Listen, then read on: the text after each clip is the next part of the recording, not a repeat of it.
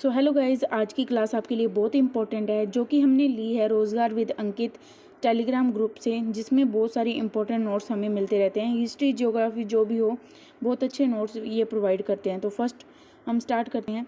सिंधु घाटी सभ्यता के लोग किस देवी की पूजा करते थे? मातृ देवी की, क्योंकि मुखिया जो होती थी वो उनकी माता ही होती थी। सिंधु घाटी सभ्यता के लोगों का अर्थव्यवस्था की ताकत क्या थी? कृषि, मतलब वो क्या ऑक्यूपेशन करते थे, किस चीज़ पे निर्भर थे? एग्रीकल्चर पे निर्भर थे। कालीबंगा कहाँ स्थित है? इसका आंसर जानने से पहले आप मुझे ये बताइए कि कालीबंगा से हमें मिले क्या चीज़ थे? हमें ब्लैक कलर्स की बैंगल्स मिली थी। और अब हम क्वेश्चन पे आ जाते हैं। कालीबंगा कहाँ स्थित है? राजस्थान में। सिंधु घाटी सभ्यता के लोग किस चीज़ से बनी हथियारों का प्रयोग करते थे? पत्थर, नुकीले पत्थर होते थे जो जिससे वो शिकार करते थे और अपना पेट पालते थे। चौक का आविष्कार किस काल में हुआ था? नवपाषाण काल में, मतलब न्यूलिथिक एज में। श्रीनगर की स्थापना किसने की थी? अशोक ने। किस नदी के किनारे की थी? तो वितस्ता नदी के किनारे की थी। महावीर के 11 शिष्य क्या कहलाते थे? गणधर। सिंधु घाटी सभ्यता का सबसे अधिक दक्षिणी पुरास्थल कौन सा था? मतलब जो साउथर्न पार्ट था हमारा, उसमें से सिंधु घाटी सभ्यता में अधिक सभ्यता कौन सी मिली थी? दाइमाबाद, अहमदानगर और महाराष्ट्र। इन 3 स्थल से हमें मिले थे। होयसल वंश की राजधानी कहाँ थी? द्वार समुद्र में। प्राचीन इतिहास में सिंधु घाटी के लोग किसमें विश्वास करते थे? मातृशक्ति में। चौथी बौद्ध संगीति किसके शासनकाल में हुई थी? कनिष्क।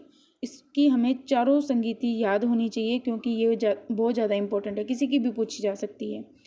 तो इसके लिए एक टेबल बना हुआ है जो कि मैं आपको अगली वीडियो में आपको याद करवा दूंगी और बहुत ही अच्छी ट्रिक्स के साथ। पृथ्वीराज रासो की रचयिता कौन है? चंद्रवरदाई। शाक्य दर्शन के प्रवर्तक कौन थे? कपिल मुनि। चीनी यात्री हैंसांग भारत कब आया था?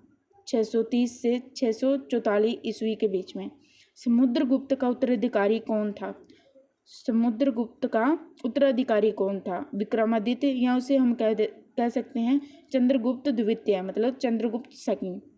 जैन धर्म के 2 संप्रदाय कौन कौन से थे? एक तो था श्वेतांबर, एक था दिगंबर। आग का आविष्कार किस काल में हुआ था? पुरातन काल में, पुरापाषाण काल में, मतलब ओल्ड स्टोन एज में, या हम बोल सकते हैं पैलोलिथिक एज में। सिंधु घाटी सभ्यता का सबसे अधिक पूर्व पुरास्थल कौन सा था? आलमगीरपुर, मेरठ और उत्तर प्रदेश। ऋग्वेद में सबसे पवित्र नदी किसे मानी गई है? सरस्वती नदी को। गढ़वाल वंश का संस्थापक कौन था? चंद्रदेव थे। सर्वप्रथम भारत को इंडिया नाम से किसने संबोधित किया था? यूनानियों ने। ठीक है। चावल के साक्ष्य हमें कहाँ से प्राप्त हुए हैं? रंगपुर एवं लोथल से। रंगपुर और लोथल से हमें जो चावल के जो ऊपर वाली हस्क होती है, हस्क मतलब उसका छिलका होता है, वो हमें कहाँ से मिल रहे हैं? रंगपुर और लोथल से। वर्धन वंश की राजधानी कहाँ थी? थानेश्वर। मेसोपोटामिया का अर्थ क्या होता है? 2 नदियों के बीच की भूमि। जो मेसोपोटामिया हम किस चीज़ को बोलते हैं? जो 2 नदी होती है, जैसे फॉर एग्जांपल गंगा और सरस्वती नदी है, उसके बीच में जो भी लैंड एरिया होगा उसे हम क्या बोलेंगे? मेसोपोटामिया। ठीक है। सिंधु घाटी में तांबा कहाँ से मंगवाया जाता था? राजस्थान के खेतड़ी खान से। राजस्थान के खेतड़ी खान से क्या मंगवाया जाता था? तांबा। सिंधु घाटी सभ्यता का विशाल स्नानागार कहाँ पाया गया है? मोहनजोदड़ो में, जिसमें कि कलेक्टिवली बात कर सकते थे और बात वाला जो पोर्शन था बहुत बड़ा था और बहुत ज़्यादा फैसिलिटी थी, जैसे हमारे अर्बन सिविलाइजेशन में होती है।